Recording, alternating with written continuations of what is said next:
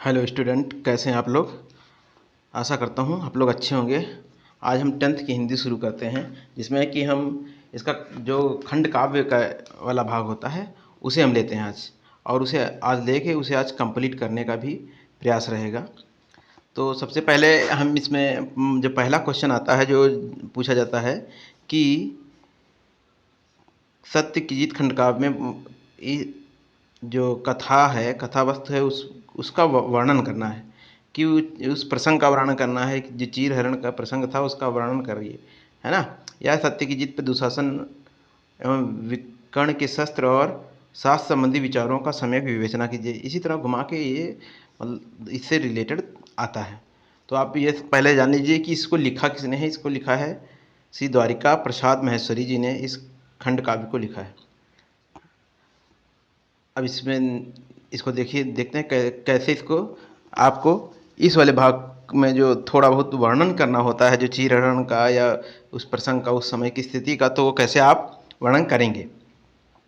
प्रस्तुत खंड काव्य में की कथा द्रौपदी के चीरहरण से संबंधित। इसका नाम ही है सत्य की जीत। सत्य की जीत में, और ये कथानक जो है, कथा है, ये जो खंड काव्य है ये मुख्यतः इसी पे ही आधारित है कि द्रौपदी का जब चीरहरण होता है तो उस समय की क्या क्या स्थितियां होती हैं और कैसे उस समय द्रौपदी ने उस स्थितियों का सामना किया।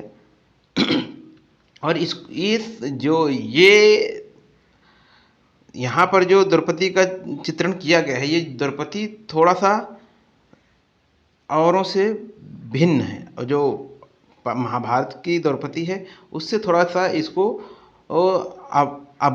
जो अबला है, उस अबला नारी की तरह नहीं, बल्कि एक सबला है और एक शक्तिशाली या वीरांगना ओजस्वी नारी के रूप में प्रस्तुत किया गया है। तो प्रस्तुत खंडकाव्य में द्रौपदी जो प्रस्तुत खंडकाव्य की कथा द्रौपदी के चीरहरण से संबद्ध है। यह कथानक महाभारत के सभा पर्व में धूत कीड़ा की घटना पर आधारित है। धूत कीड़ा मतलब जब जुआ हो रहा था महाभारत में, जब पांडवों कौरवों के बीच में जुआ हो रहा था, शकुनी मामा चाल चल रहे थे, तो उस समय उसे ही धूत कीड़ा कहा जाता है। वही जुए की घटना पर ही क्या होता है कि ये आगे इसमें देखेंगे। यह एक अत्यंत लघु काव्य है जिसमें कवि ने पुरातन आख्यान को वर्तमान संदर्भ में प्रस्तुत किया है। देखिए यहाँ पर ये लाइन समझिए कि कवि ने क्या किया है, पुरातन जो आख्यान है, जो प्राचीन घटना है, उसको वर्तमान संदर्भ में प्रस्तुत किया गया है। और इसकी कथा को संक्षेप में देखेंगे। दुर्योधन पांडवों को धूर्त कीड़ा के लिए आमंत्रित करता है। धूर्त कीड़ा मतलब जुए खेलने के लिए। पांडव उसके निमंत्रण को स्वीकार कर लेते हैं। युधिष्ठिर जुए में निरंतर हारते रहते हैं और अंत में अपना सर्वस्व हार जाने के पश्चात द्रौपदी को भी दांव पे लगा देते हैं। देखिए सब कुछ हार जाते हैं, शकुनी मामा की चालों में आके वो सब कुछ हारते जाते हैं, अंत में कुछ नहीं बचता है। तो वो क्या करते हैं, अपनी पत्नी को भी दांव पर, द्रौपदी को भी दांव पर लगा देते हैं और हार भी जाते हैं। इस पर कौरव भरी सभा में द्रौपदी को वस्त्रहीन करके अपमानित करना चाहते हैं। इसका उद्देश्य की पूर्ति के लिए दुर्योधन दुशासन को आदेश देता है कि वह बलपूर्वक द्रौपदी को भरी सभा में लाए। दुशासन राजमहल से द्रौपदी को केस खींचते हुए सभा में लेके आता है। राजमहल जाता है और उसके बालों को पकड़ कर भरी सभा में बाल खींचते हुए दुशासन उसको लेकर आता है। द्रौपदी को यह अपमान असहाय हो जाता है। वह सिंघनी के समान गरजती हुई दुशासन को ललकारती है। द्रौपदी की गर्जना से पूरा राजमहल हिल जाता है और समस्त सभासद जो सभा में उपस्थित लोग होते हैं, जो सभासद होते हैं, जो सभा में उपस्थित जन होते हैं, वो बहुत ही स्तब्ध रह जाते हैं, चकित रह जाते हैं। ध्वंस विध्वंस प्रलय का दृश्य भयंकर भीषण हाहाकार मचाने आई हूँ रे आज, खोल दे राजमहल का द्वार। देखिए ये कोटेशंस आपको बहुत अच्छे से याद करना है और इसी कोटेशंस पे आपके नंबर डिपेंड करते हैं। क्या है, ध्वंस विध्वंस प्रलय का दृश्य भयंकर भीषण हाहाकार मचाने आई हूँ रे आज, खोल दे राजमहल का द्वार। इसके पश्चात द्रौपदी और दुशासन में नारी और पुरुष द्वारा किए गए अत्याचार, नारी पुरुष के सामाजिक समानता और उनके अधिकार, उनकी शक्ति, धर्म अधर्म, सत्य असत्य, शस्त्र शास्त्र, न्याय अन्याय आदि विषयों पर वाद विवाद होता है। अहंकारी दुशासन भी क्रोध में आ जाता है और भरी सभा में युधिष्ठिर अपना सर्वस्व हार चुके हैं तो मुझे दांव पर लगाने का उन्हें क्या अधिकार होए, ये द्रौपदी कहती है। द्रौपदी किस तरह पर सभी सभासद प्रभावित होते हैं, वह युधिष्ठिर की सरलता और दुर्योधन आदि कौरवों की कुटिलता का भी रहस्य प्रकट करती है। वह कहती है कि सरल हृदय युधिष्ठिर कौरवों की कुटिल चालों में आकर छले गए हैं। अतः सभा में उपस्थित धर्मज्ञ यह निर्णय दें कि क्या वे अधर्म और कपट की विजय स्वीकार करते हैं अथवा सत्य और धर्म की हार को अस्वीकार करते हैं। मतलब कि कपट को, छल कपट को या अधर्म को स्वीकार कर रहे हैं, या आप सत्य और अधर्म की हार को अस्वीकार कर रहे हैं। आगे देखिए, दुशासन कहता है कि शास्त्र बल से बड़ा शस्त्र बल होता है। कर्ण, शकुनी और दुर्योधन दुशासन के इस कथन का पूर्ण समर्थन करते हैं। नीतिवान विकर्ण दुशासन की शस्त्र बल की नीति का विरोध करते हैं। वह कहता है कि यदि शास्त्र बल से शस्त्र बल ऊंचा और महत्वपूर्ण हो जाएगा तो मानवता का विकास ही अवरुद्ध हो जाएगा। मतलब अगर शस्त्र से ही सब कुछ होगा तो मानवता खत्म हो जाएगी। एक व्यक्ति दूसरे व्यक्ति को मारने पे हित लग जाएगा तो मानवता खत्म हो जाएगी, मानव जाति ही खत्म हो जाएगी। क्योंकि शस्त्र बल मानवता को पशुता में बदल देता है।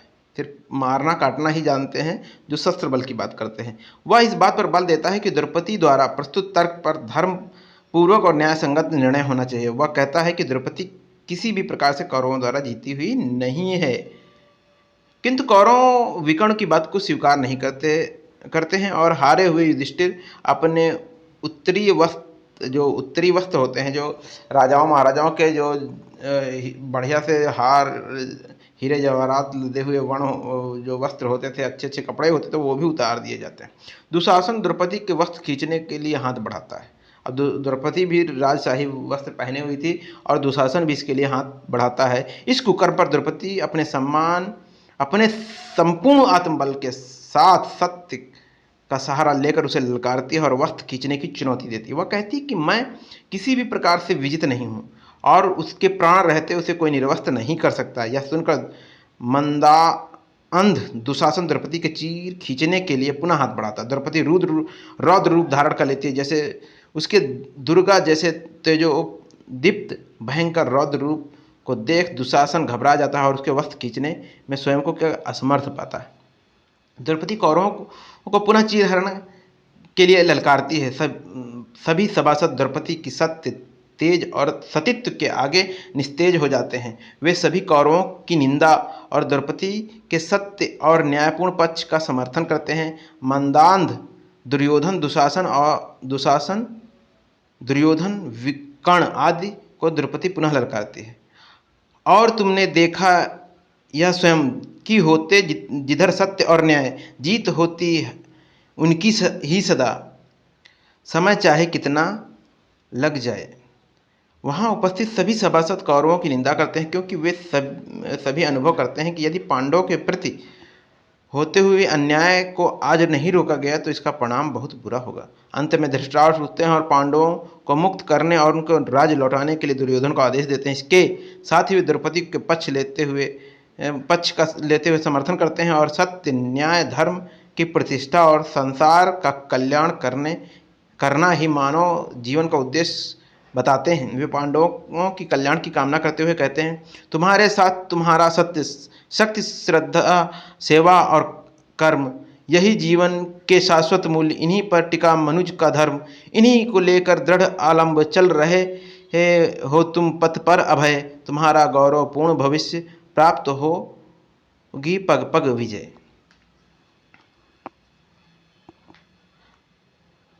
धृतराष्ट्र द्रौपदी के विचारों को उचित ठहराते हैं और उनके प्रति किए गए दुर्व्यवहार के लिए उनसे क्षमा भी मांगते हैं और कहते हैं, जहाँ है सत्य, जहाँ है धर्म, जहाँ है न्याय, वहाँ है जीत। तुम्हारे यश गौरव के दिगांत में गूंजेंगे स्वर्गीत। निष्कर्ष रूप में यह कहा जा सकता है खंडकाव्य में की कथा द्रौपदी के चीरहरण का अत्यंत संक्षिप्त किंतु मार्मिक घटना पर आधारित है। द्वारिका प्रसाद महेश्वरी जी ने इस कथा को अत्यधिक प्रभावी बनाया है और युग के अनुकूल बनाकर नारी के सम्मान की रक्षा करने का संकल्प को दोहराया गया है। उस समय की स्थितियां ऐसी थी। देखिए, अभी भी स्थितियां ऐसी हैं कि नारी के सम्मान की बात वो नहीं हो पा रही है जो होनी चाहिए। और नारी को इसीलिए इसका रखने का भी उद्देश्य यही है कि पाठ्यक्रम में कि नारियों को अपनी शक्तियों का स्मरण होना चाहिए, उसे अपने आप को कमज़ोर नहीं समझना चाहिए, है ना। इसका रखने का यही है कि जो नारी है वो अपने आप को सशक्त समझे। अब इसमें जो दूसरा क्वेश्चन है, जो सत्य की जीत के प्रमुख पात्रों का संक्षिप्त विचार है, इसमें सत्य जो पात्र हैं उनके बारे में थोड़ा थोड़ा बताना है। ठीक, तो पहला पात्र है द्रौपदी। द्रौपदी यह प्रस्तुत खंडकाव्य की नायिका है और यह द्रुपद राजपुत्री और पांडव कुल की वधु है, जो युधिष्ठिर, भीम, अर्जुन, नकुल और सहदेव की पत्नी है। यह सशक्त, ओजस्वी, सम्मान और आत्मसम्मान से युक्त वीरांगना नारी है। इसके चरित्र पर आधुनिक नारी जागरण का प्रभाव है। इसका व्यक्तित्व अत्यंत ओजस्वी और एवं प्रखर है। इसी के माध्यम से कवि ने अधर्म, अन्याय, असत्य और अत्याचार पर सत्य एवं न्याय की विजय प्रदर्शित की है। और दूसरा चरित्र है दुशासन।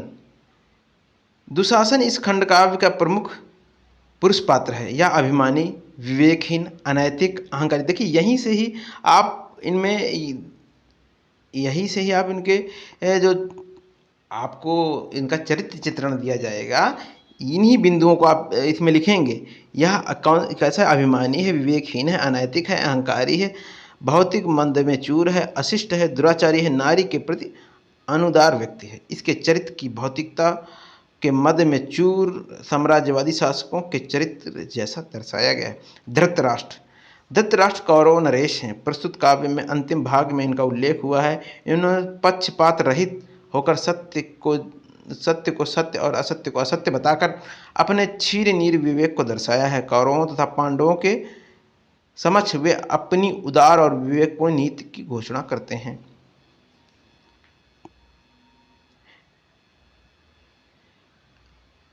नीति समझो ओ मेरी यह स्पष्ट, जिए हम और जिए सब लोग। धृतराष्ट्र के चरित्र के माध्यम से कवि ने आज के शासनाध्यक्षों की इसी नीति का अनुसरण करने का, जो आज के शासनाध्यक्ष हैं, जो आज शासन कर रहे हैं, उनको भी संदेश दिया इसी खंड काव्य के माध्यम से। हमारे द्वारिका प्रसाद माहेश्वरी जी ने ये आज के जो शासक हैं, जो मंत्रीगण हैं, जो अधिकारीगण हैं, उनको भी इसी के माध्यम से यह संदेश दिया गया है कि वे भी इसी नीति का अनुसरण करें, जैसे कि नीति का धृतराष्ट्र ने पालन किया था कि सत्य को सत्य और असत्य को असत्य माना था।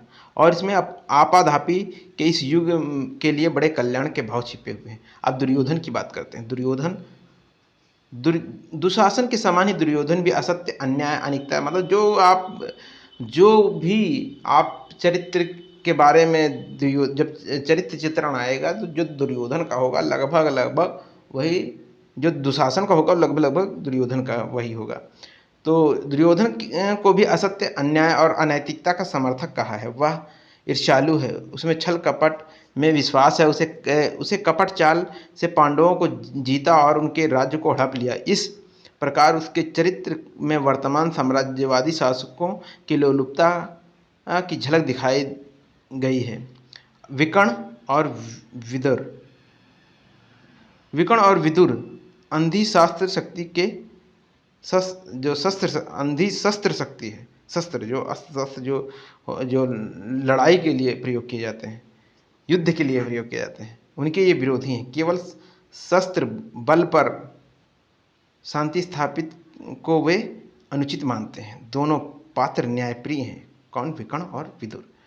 कौरव कुल में होते हुए वे द्रौपदी के सत्य पक्ष के समर्थक हैं और स्पष्टवादी और निर्भीक हैं। अब आते हैं युधिष्ठिर। ये भी एक प्रमुख पात्र है इस खंड काव्य का। युधिष्ठिर के दृढ़ और निश्चल चरित्र में कवि ने आदर्श राष्ट्र नायक की झलक प्रस्तुत की है। वे आरंभ से अंत तक मौन रहे हैं। कवि ने उनके मौन चरित्र में ही गंभीरता, शालीनता, सत्यनिष्ठता, न्यायप्रियता, विवेकशीलता और धर्मपरायणता जैसी अमूल्य विशेषताएं प्रकट की हैं। कर्ण दुर्योधन का मित्र और अंग देश का राजा है। उपयुक्त विवेचना के आधार पर कहा जा सकता है कि कवि ने सूक्ष्म मनोवैज्ञानिक स्पर्शों के सहारे पात्रों को पूर्णतः जीवंत और युगानुकूल चित्रित किया है। मतलब प्राचीन पात्र हैं लेकिन इन्हें आधुनिक युग के हिसाब से चित्रित किया गया है। अब आते हैं जो इस सत्य की जीत की जो नायिका है, जो प्रमुख पात्र है, प्रमुख नारी पात्र है, इसको कई तरह से घुमा घुमा के पूछा जा सकता है। और देखिए जो अभिनेता है या अभिनेत्री है उसका चरित्र चित्रण कीजिए। देखिए यही क्वेश्चन में मुख्य प्रश्न है आपका, यही आपका मुख्य प्रश्न है। अभिनेत्री का चरित्र चित्रण करिए, फिर खंडकाव्य में सत्य की जीत की खंडकाव्य का चरित्र चित्रण कीजिए, फिर नारी पात्र की विशेषताएं बताइए, द्रौपदी की जो भी इससे रिलेटेड होगा, मतलब इससे जो भी मिलता जुलता प्रश्न होगा, ये आपको उसके चरित्र चित्रण के बारे में ही बताने को कहेगा। और यही एक दो प्रश्न अगर जिससे आते हैं तो एक प्रश्न इसके जो नायिका है उसके चरित्र चित्रण के बारे में ही आता है। अब आते हैं इसके चरित्र की प्रमुख विशेषताएं कौन कौन सी हैं। तो पहली है ये अभिनेता है। द्रौपदी सत्य की जीत खंडकाव्य के अभिनेता है। पूरी कथा उसके चारों ओर घूमती है, पूरी कथानक जो है उसके इर्द गिर्द ही घूमता रहता है। और ये क्यों? क्योंकि ये प्रमुख पात्र है। वह राजा द्रुपद की पुत्री है, धृष्टद्युम्न की बहन और युधिष्ठिर सहित पांचों पांडवों की पत्नी है। सत्य की जीत खंडकाव्य में भारी विकट समय तब आया जब उन्हें बड़े पैमाने पर मान्यता मिली आई, शासन को अपना परिचय दिया गया है। जाने नहीं मैं हूँ कौन, द्रौपदी धृष्टद्युम्न की बहन, पांडुकुल वधु भीष्म धृतराष्ट्र, विदुर को यह सहन। और ये जो आपकी ये लाइनें हैं ना खंडकाव्य की, ये जरूर एक आप विशेषता बताते हैं तो उसमें एक लाइन जरूर उसमें लिखें। और ये जो है लाइनें ही आपके नंबर को बढ़ाएंगी, इन्हें लिख लिख के प्रयास करिएगा। अब रुमानिनी सबला, द्रौपदी रुमानी है। वह अपने अपमान नारी जाति का अपमान समझती है। ये रुमानी सबला है, अबला नहीं है। सबला मतलब जो शक्तिशाली हो, जो लड़ सके। अबला जो अत्याचार को सहन करती रहती है वो अबला नारी कही जाती है। जो अत्याचार का खुलकर विरोध करती है वो नारी सबला नारी कही जाती है। वह अपना अपमान नारी जात का अपमान समझती है, वह इसे सहन नहीं करती। सत्य की जीत महाभारत की द्रौपदी की भांति माता, अबला और आदरी नारी नहीं है। वह द्रौपदी तो अन्यायी अधर्मी पुरुषों से तीव्र संघर्ष और विरोध करने वाली है। इस प्रकार अनुवर्ती कथन दृष्टांतव्य है। क्या है? समझ कर एकांकी सा निशक। अब देखिए ये इसके बारे में एक कहा गया है, किसके? द्रौपदी के बारे में। क्या अगर समझ कर एकांकी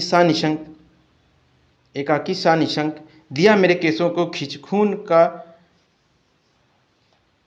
यहाँ पे घूंट होना चाहिए था, खून का घूंट, यहाँ पे गलत लिखा हुआ है। खून का घूंट पिए में मन आ गई भरी सभा के बीच, इसीलिए नहीं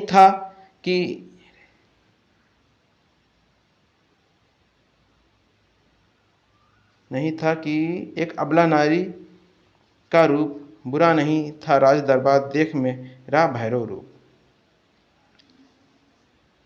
अब इसमें आते हैं विवेकशिला। द्रौपदी पुरुष के पीछे पीछे देखने वाली नारी नहीं है, वह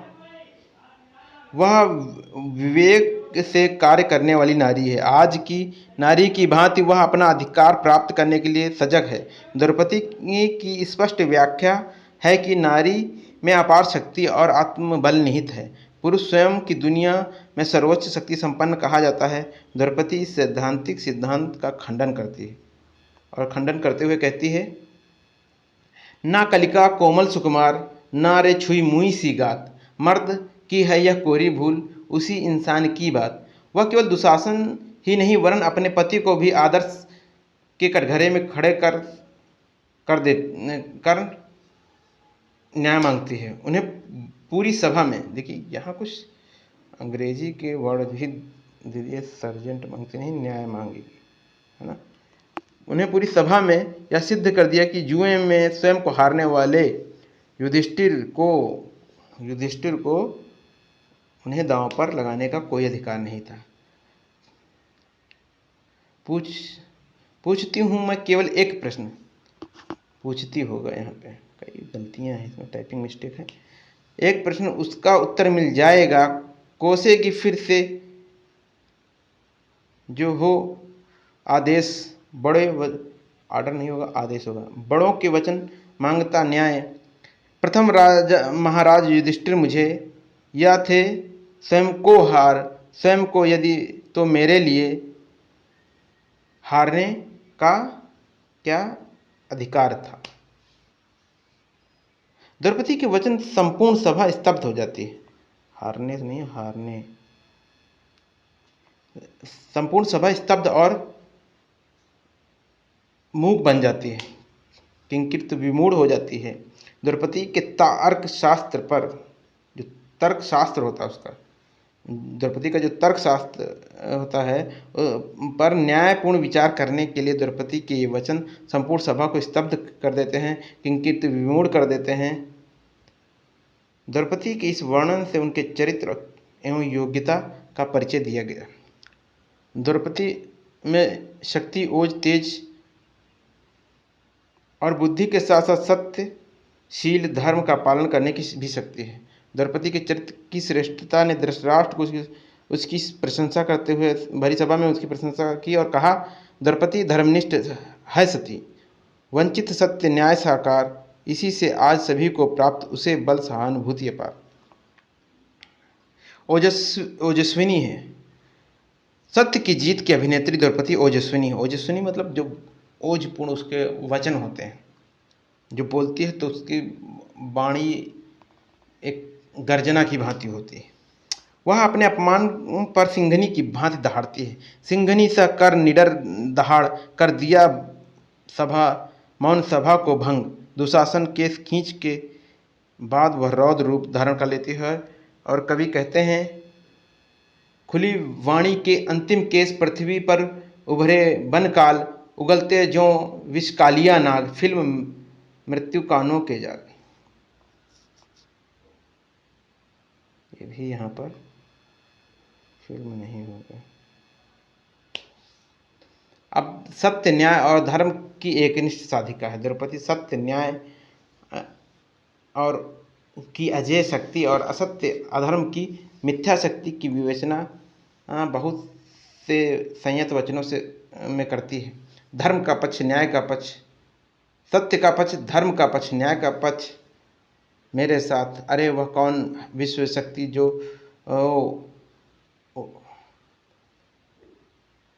उठा सकती जो मुझ पे हाथ, कई मिस्टेक्स हैं इसमें, उठा सकती जो मुझ पे हाथ होगा। सत्य का पक्ष, धर्म का पक्ष, न्याय का पक्ष लिए मैं आज, अरे वह कौन है विश्व में शक्ति, उठा सकती जो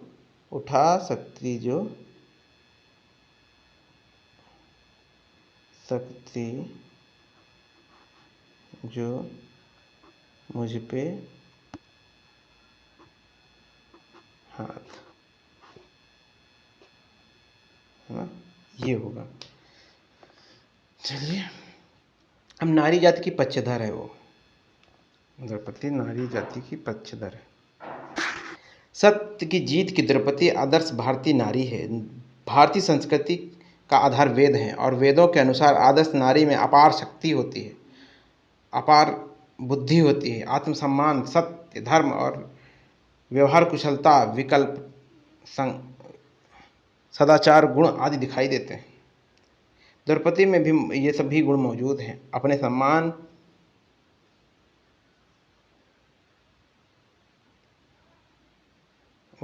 सम्मान देखिए कितनी मिस्टेक्स हैं यहाँ पे। अपने सम्मान की रक्षा करते हुए वह भरी सभा में दहाड़ते हुए कहती है, मौन हो जा, मैं सकती नहीं कभी भी नारी का अपमान, दिखा दूंगी तुमको अभी गिरती आँखों, गरजती आँखों का तूफान। द्रौपदी को पता है नारी में अपार शक्ति, सामर्थ्य, बुद्धि और शील विद्यमान है। नारी ही मानव जाति की सृजन की अच्छे स्रोत है। वह नारी जाति के पुरुष के आगे सिद्ध नहीं कर पा रही है। नारी की गरिमा का वर्णन करते हुए कहती है, पुरुष उस नारी की ही माँ जो पुरुष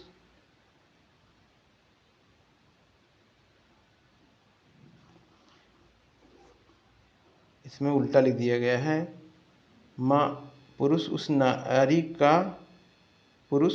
की ही माँ। हाँ, ही माँ है, उसी के हाथों का निर्माण। मतलब पुरुष उसी नारी द्वारा बनाया गया है और उसी के हाथों का निर्माण है। वीरांगना, वह पुरुष के क्षमा कर देने वाली, स्टार्स देखिए यहाँ पे मरिया, वो पुरुष को क्षमा कर देने वाली अबला नारी नहीं वरन चुनौती और उसे गलत के लिए दंड देने के लिए प्रतिबद्ध है, कटिबद्ध नहीं है, उसे दंड देने के लिए प्रतिबद्ध है। अरे वो दुशासन निर्लज, देख तू भी नारी का क्रोध, किसे कहते हैं उसका अपमान, कर कराऊंगी मैं उसका बोध, कराऊंगी मैं उसका बोध। निष्कर्ष रूप में कहा जा सकता है कि द्रौपदी पांडव कुलवधु वीरांगना है, सबला नारी है, आत्मगौरव संपन्न है, सत्य न्याय की पक्षधर है, सती साध्वी है, नारित्व के सभी गुणों को से मंडित है और नारी जाति की आदर्श है। यह हमारा सत्य की जीत का जो द्रौपदी के चरित्र चित्रण का भाग था, यह यहाँ पर पूर्ण होता है। आशा करता हूँ आपकी समझ में आएगा, इसको समझिएगा, ये बहुत ही इम्पोर्टेंट है। ठीक है, ओके, चलिए मिलते हैं नेक्स्ट क्लास में। और अपनी तैयारी को बनाए रखिए, वीडियो को लाइक करिए, शेयर करिए और चैनल को सब्सक्राइब करिए। ओके।